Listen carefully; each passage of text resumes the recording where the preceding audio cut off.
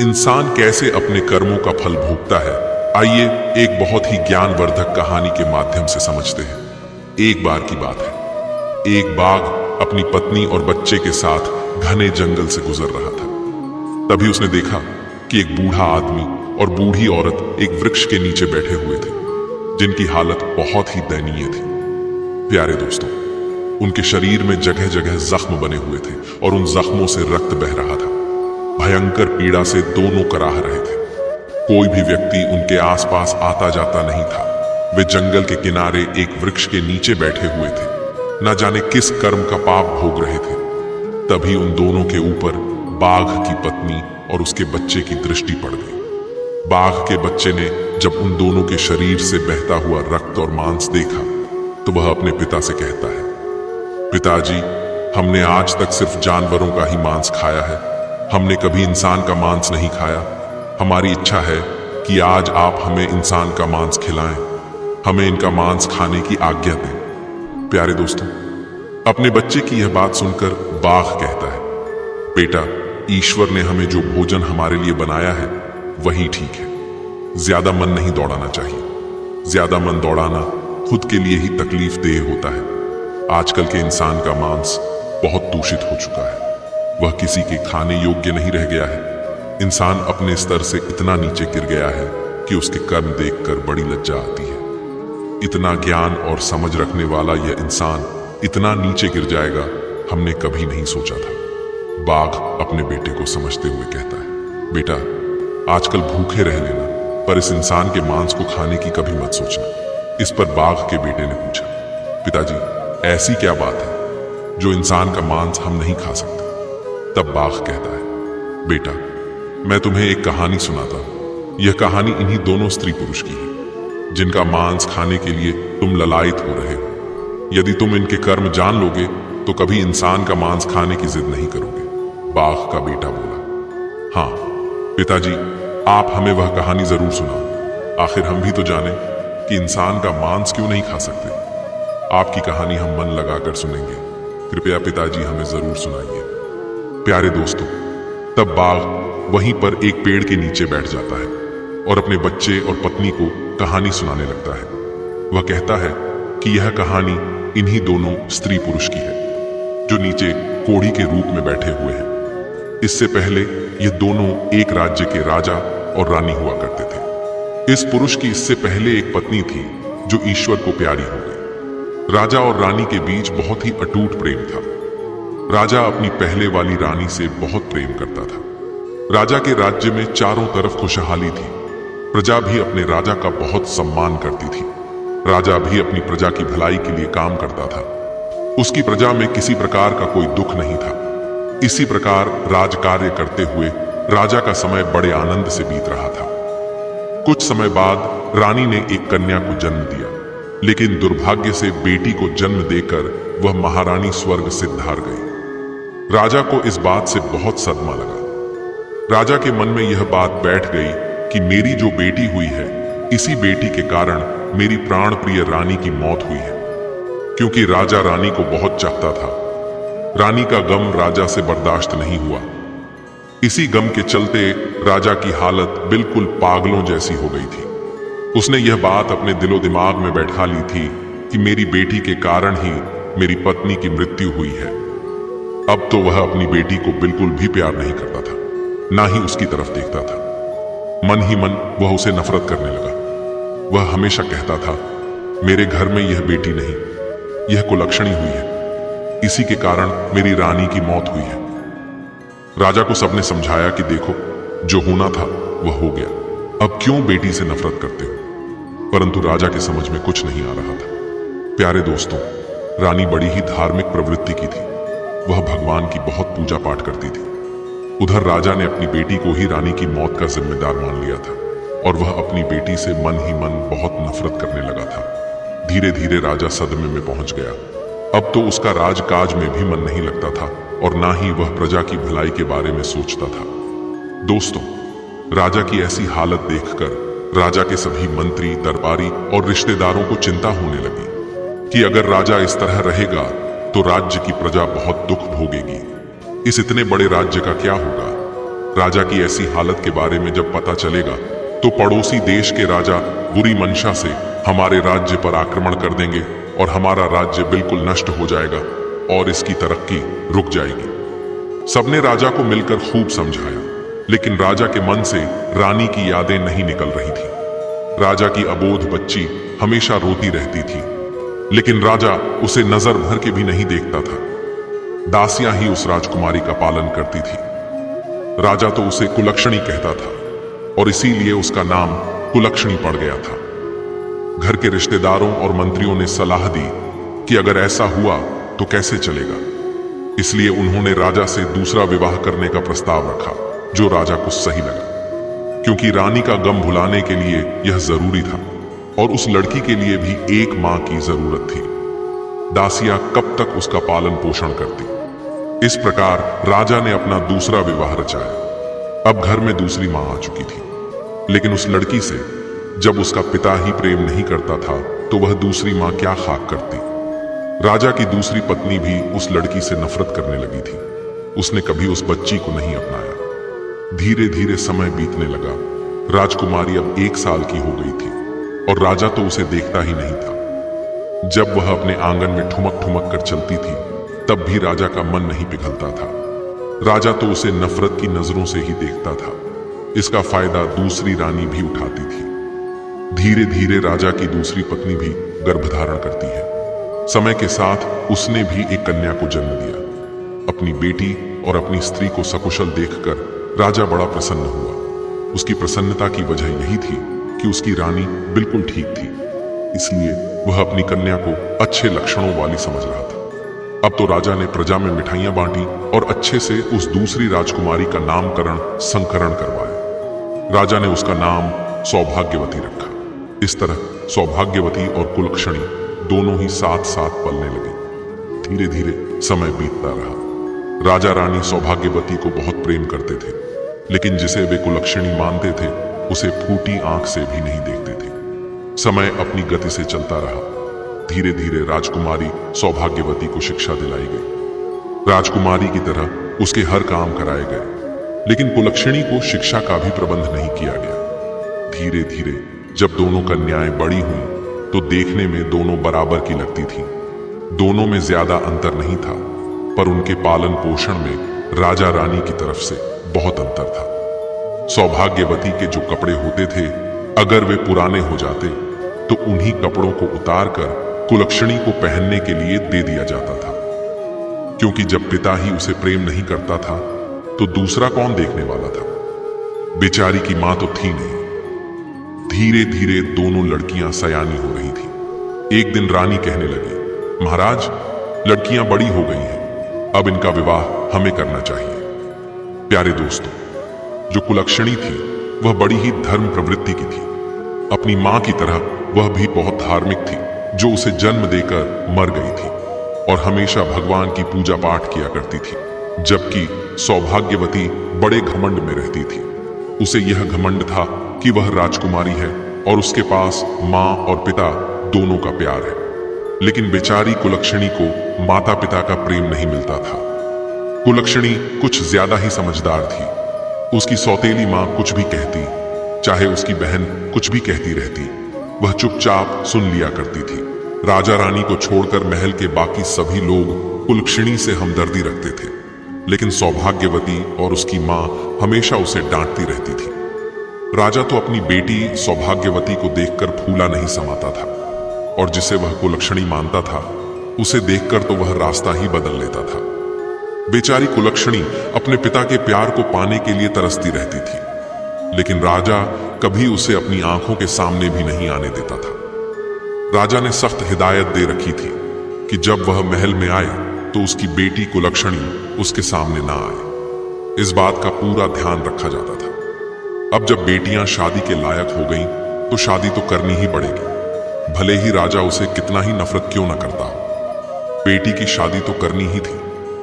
रानी ने कहा, महाराज, दोनों बेटियां बड़ी हो गई हैं, इनके लिए कोई अच्छा सा वर तलाश कीजिए। राजा कहने लगा, हाँ रानी, विवाह तो करना ही पड़ेगा, और जितनी जल्दी हो जाए उतना अच्छा है। इस कुलक्षणी का साया हमारे महल से हट जाएगा।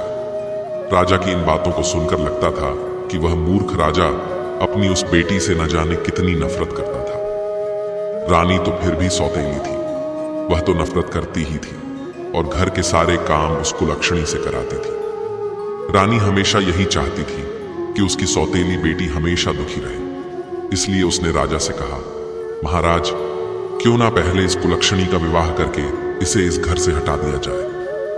हम अपनी बेटी का विवाह बाद में कर लेंगे।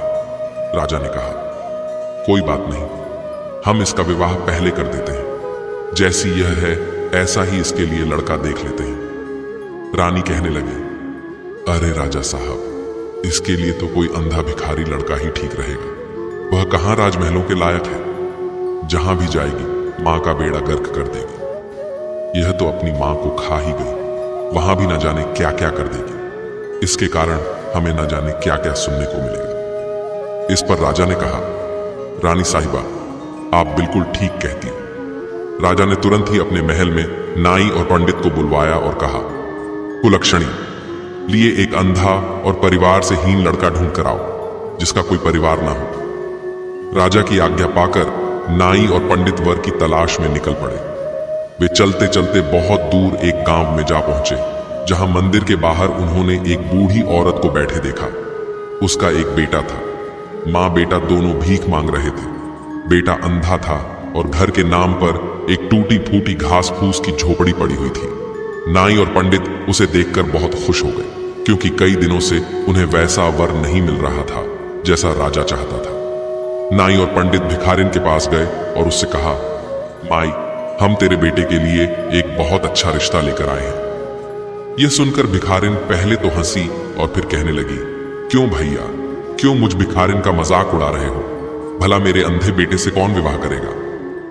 तब नाई ने कहा, अरे नहीं, वास्तव में हम आपके बेटे के लिए एक बहुत अच्छा रिश्ता लेकर आए हैं, और वह भी राजमहल से। यह सुनकर भिखारिन को विश्वास नहीं हुआ, लेकिन जब उसे राजमहल से नाता जुड़ने की बात पता चली तो वह तुरंत राजी हो गई। नाई और पंडित उस भिखारिन के बेटे के साथ रिश्ता तय कर राजमहल लौट आए और राजा को पूरी बात बताई। इसके बाद राजा ने अपनी बेटी कुलक्षणी का विवाह उस अंधे भिखारी से कर दिया और दान दहेज के नाम पर भी उसे कुछ नहीं दिया। कुलक्षणी अपनी ससुराल पहुंची तो देखा कि वहां एक टूटी फूटी झोपड़ी थी, जहां बैठने के लिए भी सही जगह नहीं थी। वह भगवान से प्रार्थना करने लगी, हे भगवान, यह मेरी कैसी परीक्षा है। मुझे पति भी मिला तो अंधा। अगर जीवन साथी ठीक होता तो हम दोनों मिलकर कुछ कर लेते। खैर, भगवान जो भी करते हैं अच्छा ही करते हैं। कुलक्षणी ने यह मान लिया कि उसका पति ही उसका परमेश्वर है, और उसने अपने पति और सास की सेवा करना शुरू कर दिया। वह उनके लिए खाना बनाती और सबसे पहले उन्हें खिलाती, फिर खुद खाती। उसने अपने जीवन को भगवान की इच्छा मानकर स्वीकार कर लिया और ससुराल में बड़े प्रेम से रहने लगी। दूसरी तरफ जब काफी समय बीत गया तो रानी ने राजा से कहा, महाराज, अब तो वह मनहूस लड़की हमारे घर से जा चुकी है। अब हमें उससे छुटकारा मिल चुका है। क्यों ना अब हम अपनी बेटी का किसी अच्छे राजघराने में विवाह कर दें?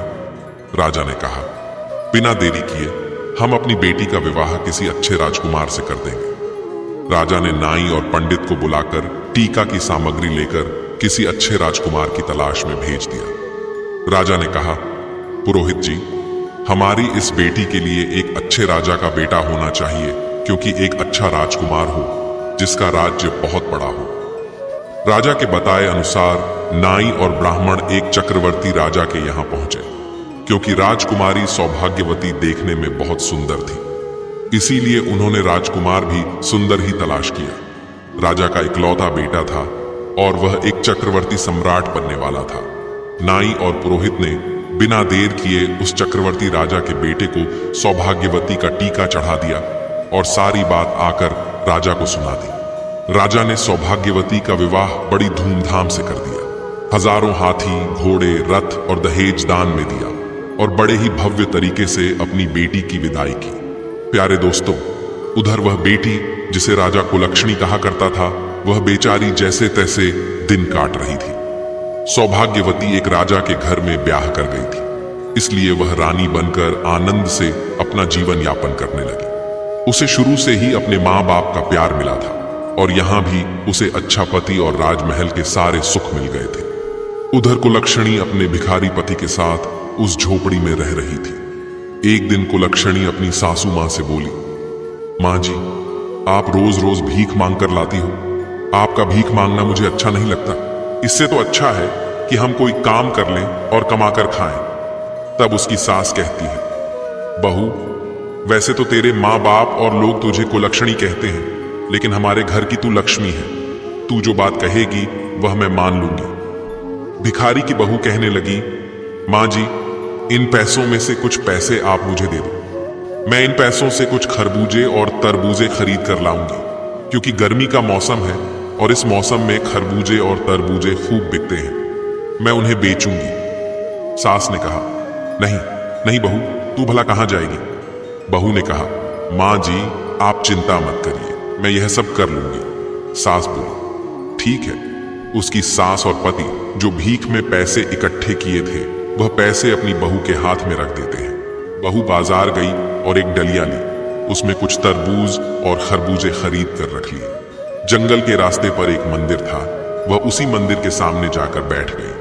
वहां से गुजरने वाले लोगों को तरबूज और खरबूजे बहुत पसंद आते थे, इसलिए हाथों हाथ उसके तरबूज और खरबूजे बिक गए। सारे तरबूज तो बिक गए, केवल 2 खरबूजे उसके पास रह गए थे। दोस्तों, उसी समय संयोग से विधि और विधाता भगवान उसी रास्ते से गुजर रहे थे। विधि कहने लगी, प्रभु, देखो कितने सुंदर खरबूजों की सुगंध आ रही है, मुझे भी ये खरबूजे खाने हैं। विधाता बोले, देवी, कहां तुम इन खरबूजों के चक्कर में पड़ रही हो? चलो, हमें उज्जैन पहुंचना है। विधि ने कहा, नहीं नहीं प्रभु, मुझे तो ये खरबूजे खाने हैं। माता विधि जिद कर गई, कहने लगी, देखो, स्त्री खरबूजे बेच रही है और वह तो आपकी भक्त है। प्रभु, हमें उससे खरबूजे जरूर लेना चाहिए। दोस्तों, माता विधि और विधाता ने एक बूढ़े और बुढ़िया का रूप धारण किया और पहुंच गए उस खरबूजे वाली के पास। उसके पास मात्र 2 ही खरबूजे बचे थे। माता विधि और विधाता ने बहुत ही दीन रूप बनाया था। फटे पुराने वस्त्र थे, जर्जर हालत थी और एक दूसरे का हाथ पकड़े हुए वे उसके पास पहुंचे और जाकर कहने लगे, बिटिया, हम दोनों भूखे हैं, क्या हमें कुछ खरबूजा खाने को मिलेगा? तो कुलक्षणी कहने लगी, माई, आप बैठो, इतनी गर्मी पड़ रही है, पहले पानी पी लो। उसके पास थोड़ा सा पानी था। पहले उसने विधाता और माता विधि बने हुए उन दोनों वृद्ध दंपति को पानी पिलाया और आराम से उन्हें बैठाया। उसके बाद एक एक करके दोनों को खरबूजा खाने को दिया। दोनों ने वे खरबूजे खा लिए। उसके बाद माता विधि कहने लगी, बिटिया, हमारे पास तो तुम्हें देने के लिए कोई पैसे नहीं है। हम कहां से पैसे देंगे? हम तो भूखे थे, इसलिए खरबूजे तो हमने खा लिए। वह कहने लगी, कोई बात नहीं मां, आज मैं खरबूजे बेचने आई थी और ईश्वर की कृपा से मेरे सारे खरबूजे बिक गए। अब मेरे पास सिर्फ यह 2 खरबूजे शेष बचे थे। अगर आपने उन्हें खा लिया है तो यह भी मेरे लिए पुण्य का काम है। आप तो बूढ़ी मां हो, मेरी कोई मां नहीं है, और आपने मुझसे इतने प्यार से बेटी कहा। बेटी शब्द सुनने के लिए तो मैं और मेरे कान ही तरस गए थे। कभी मेरे पिता ने भी मुझे बेटी का प्यार नहीं दिया। तब माता विधि ने कहा, बिटिया, मैं काफी दूर से चलकर आई हूं और राह चलने के कारण मेरी सांस फूल रही है, मेरे पैरों में बड़ा दर्द हो रहा है। कुलक्षणी ने कहा, लाओ मैया, मैं तुम्हारे पैर दबा देती हूं। इतना कहकर वह माता विधि के चरण दबाने लगती है। ठंडी हवा चल रही थी। विधि मां को नींद आ जाती है। विधि मां को नींद आई तो कुलक्षणी अपने पल्लू से उनके ऊपर हवा करने लगती है ताकि उनके ऊपर कोई मक्खी या मच्छर न बैठे। विधाता भी वहीं पर लेट गए। जब माता विधि की आंख खुली तो वे दोनों बड़े प्रसन्न हुए और कहने लगे, बेटी, तूने तो हमारी बहुत सेवा की है और हमारे पास तो तुम्हें देने के लिए कुछ भी नहीं है, हम तुम्हें क्या दें? वह कहने लगी, कोई बात नहीं मां, मेरी कोई मां नहीं है। तुम्हारी सेवा करके तो मुझे मां जैसा प्यार मिला, ऐसा लगा जैसे तुम मेरी मां हो। प्यारे दोस्तों, तब माता विधि कहती है, अच्छा बेटी, अब हम चलते हैं। जाते हुए माता विधि ने विधाता से कहा, प्रभु, अगर आपकी झोली में कुछ पड़ा हो तो इस बेचारी को दे दो। ये बेचारी बड़ी ही गरीब है और इसके पिता ने इसके साथ बहुत अन्याय किया है। विधाता बोले, देवी, मेरे पास तो मेरी झोली में केवल भभूति है, इससे इसका क्या भला होगा? माता विधि बोली, प्रभु, लोगों का भला तो आपके भला कहने से ही हो जाता है। फिर भी मन समझाने के लिए माता विधि ने विधाता की झोली से कुछ भभूति निकाली और उस बेचारी को दे दी। वह भभूति उसने अपने साड़ी के पल्लू में बांध कर रख ली। शाम को जब वह अपने घर पहुंचती है तो अपनी सासू मां से कहती है, मां जी, आज एक बूढ़ी मां और एक बूढ़े बाबा की सेवा करके मुझे अपार सुख मिला। और देखो मां, आज की कमाई, आज मेरे सारे खरबूजे बिक गए। मां, अब तुम्हें और मेरे पति को कहीं भी भीख मांगने की जरूरत नहीं है। अब हम मेहनत से काम करके अपना गुजारा करेंगे और ईश्वर की कृपा रही तो हम सम्मान की जिंदगी जिएंगे। आज से हमें भीख नहीं मांगनी है। तब उसकी सास कहने लगी, बेटा, मैं तेरी जैसी बहू पाकर निहाल हो गई। मैंने तो कभी सोचा भी नहीं था कि कभी मेरे बेटे का भी विवाह होगा। मुझे नहीं पता था कि मेरे बेटे के नसीब में इतनी संस्कारी और लक्ष्मी जैसी बहू लिखी होगी। मैं तो भगवान की बहुत आभारी हूं कि भगवान ने मेरे बेटे की किस्मत में तुम्हें लिखा था। वह कहने लगी, मां, आज एक बूढ़े बाबा और एक बूढ़ी अम्मा आई थी।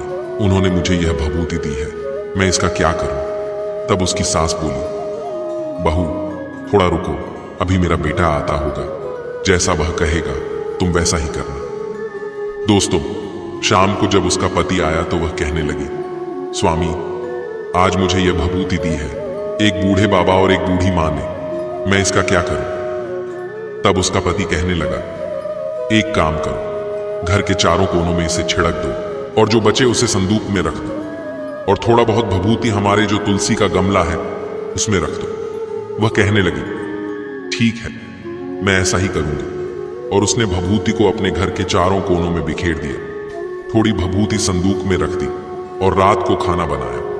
खाना खाकर अपनी सासू मां को खिलाया, अपने पति को खिलाया, फिर खुद खाकर घर की सफाई करके सो गई। सुबह उठती है तो क्या देखती है कि उसकी झोपड़ी की जगह तो बहुत ही सुंदर महल बन गया है।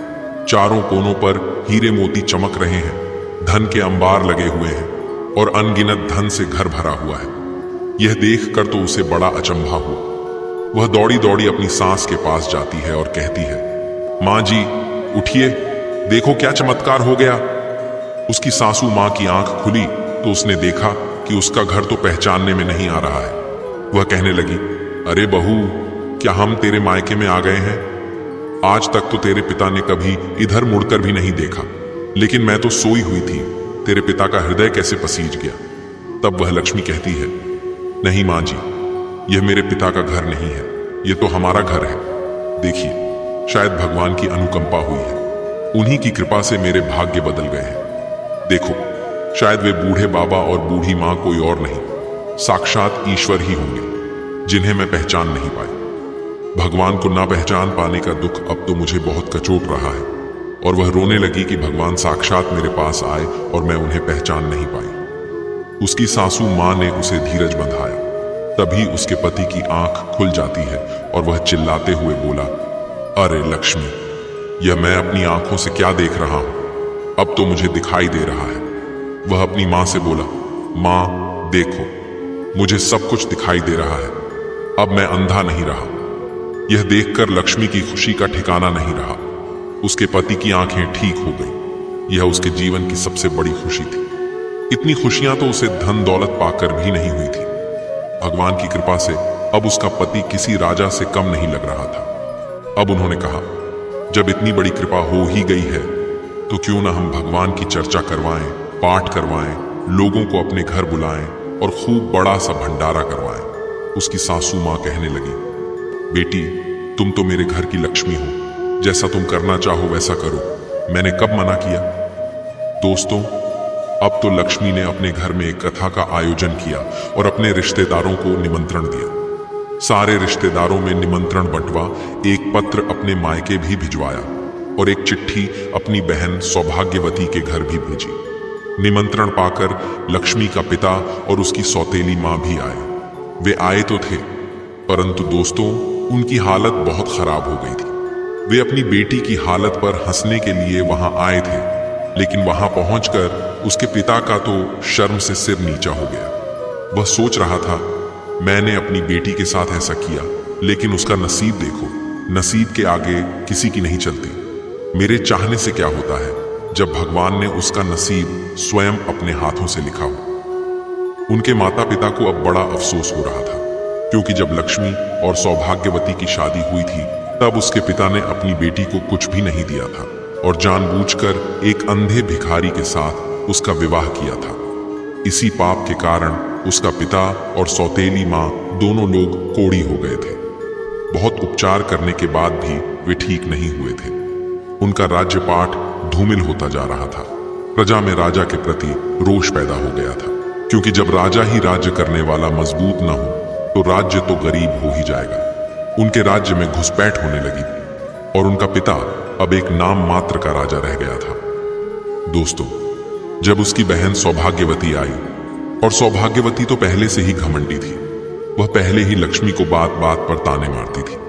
जब सौभाग्यवती आई तो अपनी बहन की शान शौकत देखकर उसकी आंखें फटी की फटी रह गईं। वह सोचने लगी, मैं एक चक्रवर्ती सम्राट की पत्नी हूं, मेरे पास इतने बड़े राज्य का मालिक है, लेकिन यह महल और इसके सुख साधन तो मुझसे भी कहीं ज्यादा अधिक है। अपनी बहन का वैभव देखकर वह बहुत बेचैन होने लगी और कहने लगी, लक्ष्मी, तुझे यह कहां से मिला, कैसे मिला? तब लक्ष्मी ने सारी बातें अपनी बहन को बताई। सौभाग्यवती यह सुनकर और भी ज्यादा बौखला गई। सौभाग्यवती के मन में फिर से लालच आ गया। वह किसी भी कीमत पर अपनी बहन लक्ष्मी को नीचा दिखाना चाहती थी।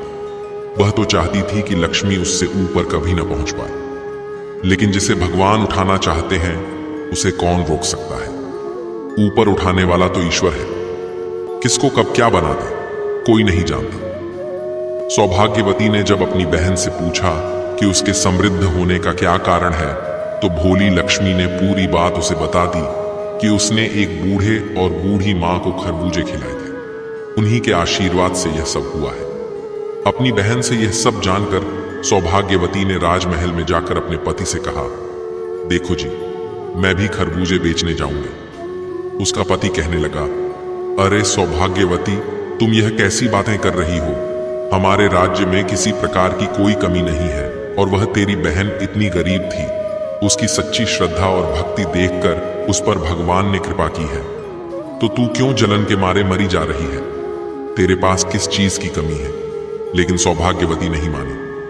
वह कहने लगी, नहीं जी, मुझे तो खरबूजे बेचने जाना है। तो पति कहने लगा, ठीक है, अगर मेरी बात नहीं मानती हो तो चली जा। दोस्तों, उसने एक डलिया में खरबूजे भर ली और एक मंदिर के पास बैठकर बेचने लगी। संयोग से उस दिन भी माता विधि और विधाता उधर से जा रहे थे। खरबूजे बड़े ही ताजे थे।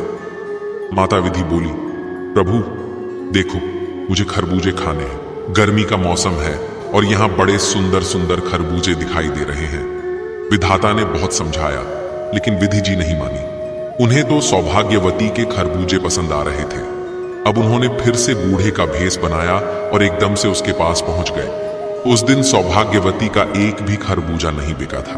माता विधि कहने लगी, बिटिया, बहुत तेज भूख लगी है, गर्मी के मारे जान निकली जा रही है, बहुत प्यास भी लगी है, थोड़ा सा पानी पिला दो और हमें थोड़ा खरबूजा खाने को दे दो। तो सौभाग्यवती कहने लगी, अरे हटो यहां से, वैसे भी सुबह से बोहनी तक नहीं हुई है, कहां से भिखारी चले आए मांगने के लिए। अब विधि और विधाता एक दूसरे की तरफ देखकर मन ही मन मुस्कुरा उठे और वहीं बैठ गए। सौभाग्यवती डंडा उठाकर कहने लगी, हटो यहां से, तुम लोग कितने गंदे हो, मैं यहां खरबूजे बेचने आई हूं, तुम्हें देखकर कोई मुझसे खरबूजे खरीदने भी नहीं आएगा। अभी तक मेरा एक भी खरबूजा नहीं बिका है, और जब भगवान आएंगे तो मैं उन्हें कैसे खरबूजा खिलाऊंगी? तुम लोग पीछे हटो। सौभाग्यवती ने उन्हें एक भी खरबूजा नहीं दिया। सुबह से शाम हो गई, लेकिन विधि और विधाता वहां नहीं आए। वह उठकर चलने लगी और कहने लगी, अब मैं जा रही हूं। जब भगवान साक्षात नहीं आए तो उसने उस बूढ़ी से ही कहा, हे बूढ़ी मां, आप ही मुझे थोड़ी सी भभूति दे दो। तो माता विधि विधाता से कहने लगी, हे प्रभु, इसे थोड़ी सी भभूति दे दीजिए। विधाता ने अपने झोले में हाथ डाला और सौभाग्यवती को थोड़ी भभूति निकाल कर दे दी। सौभाग्यवती खुशी खुशी अपने घर आई और अपने पति से बोली, देखो जी, मैंने भभूति ले आई हूं, अब इसका क्या करना है। इतना कहकर उसने वह सारी भभूति अपने घर में छिटक दी और थोड़ी सी तुलसी के गमले में डाल दी। शाम को खाना खाकर सो गई। पहले तो उसे सारी रात नींद नहीं आई और जब सुबह वह सोकर उठी तो उसने सोचा था कि घर में सुबह हीरे मोतियों के अंबार लगे मिलेंगे। सोच सोच कर वह बड़ी खुश हो रही थी, लेकिन जैसे ही सुबह उठी तो क्या देखती है कि उसके महल की जगह एक झोपड़ी बन गई है और जगह जगह कीड़े मकोड़े भिन भिना रहे थे। अब तो सौभाग्यवती मुंह पकड़कर रोने लगी और कहने लगी, हे भगवान। अब वह गाली गलौज करने लगी और अपनी बहन को गाली देने लगी कि इसने यह क्या करवा दिया। अब उसका पति उसे समझाने लगा, देखो सौभाग्यवती, तुमने जो लालच में आकर यह सब किया है, इसीलिए तुम्हारे साथ ऐसा हुआ है। तुम्हारी बहन दिल की बहुत अच्छी है, भगवान ने उसकी भक्ति देखकर उस पर कृपा कर दी, लेकिन तुम लालच में थी और अपने पास जो था उसे भी गंवा दिया। जो अपने पास होता है उसी में संतोष करना चाहिए। उसके पति ने उसे खूब समझाया, लेकिन सौभाग्यवती अपनी बहन लक्ष्मी को कोसने लगी। वह कहने लगी, लगता है मेरी उस बहन की छाया मुझ पर और मेरे घर पर पड़ गई है, इसलिए हमारे साथ ऐसा हुआ है। उसके पति ने उसे बहुत डांटा और कहा, तुम अभी भी सुधर जाओ। जब यह खबर उसके मायके में पहुंची तो राजा और रानी जो कोढ़ी हो गए थे वे उसे देखने के लिए आए। अपने माता पिता की ऐसी हालत देखकर सौभाग्यवती कहने लगी, अरे दूर हटो, तुम मेरे घर के अंदर मत आना। ऐसे माँ बाप की मुझे जरूरत नहीं है जो इतने गंदे हो, जो कुष्ठ रोग से पीड़ित हो। मैं ऐसे माँ बाप को नहीं रख सकती, ना ही उनकी सेवा कर पाऊंगी। मुझसे दूर रहो। उसके माता पिता अपनी बेटी के दुख में दुखी होने के लिए आए थे, लेकिन उसकी बेटी ने उन्हें डांट फटकार कर भगा दिया। जब यह बात लक्ष्मी को पता चली कि उसके माता पिता दर दर के भिखारी हो गए हैं और उसकी बहन का राजपाट नष्ट हो गया है, तो लक्ष्मी अपने पति के साथ उसे देखने के लिए उसके घर आई। उसने अपना आधा धन देकर अपनी बहन का राजपाट फिर से बसाया और अपने माता पिता को वहां से अपने साथ ले गई। परंतु वे दोनों कोढ़ी हो चुके थे। उनके पाप इतने प्रबल थे कि भगवान की प्रार्थना करने पर भी वे दोनों ठीक नहीं हो सकते थे। तब उन्होंने कहा, बेटी, अब हमें अपने किए की सजा भोगनी है, तुम हमें माफ कर दो।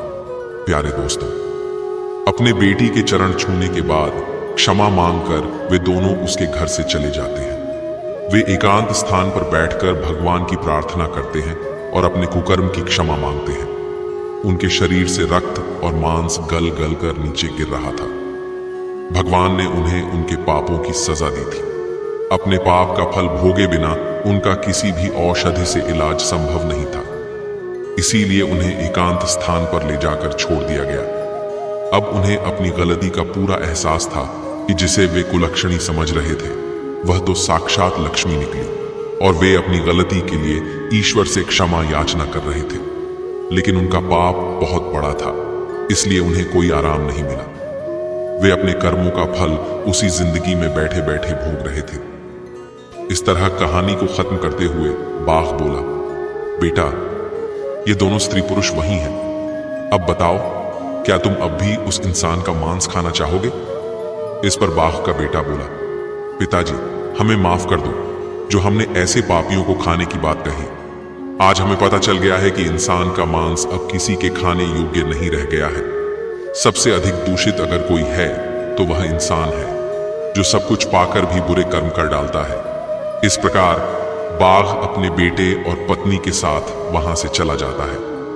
प्यारे दोस्तों, इस कहानी से हमें यह महत्वपूर्ण सीख मिलती है कि हमारे किए गए कर्मों का दंड हमें किसी न किसी रूप में भोगना ही पड़ता है। जो माता पिता अपनी सौतेली बेटी या बेटे के साथ अन्यायपूर्ण व्यवहार करते हैं, उनका अंत भी इसी तरह होता है। बुरे कर्मों का परिणाम हमेशा बुरा ही होता है।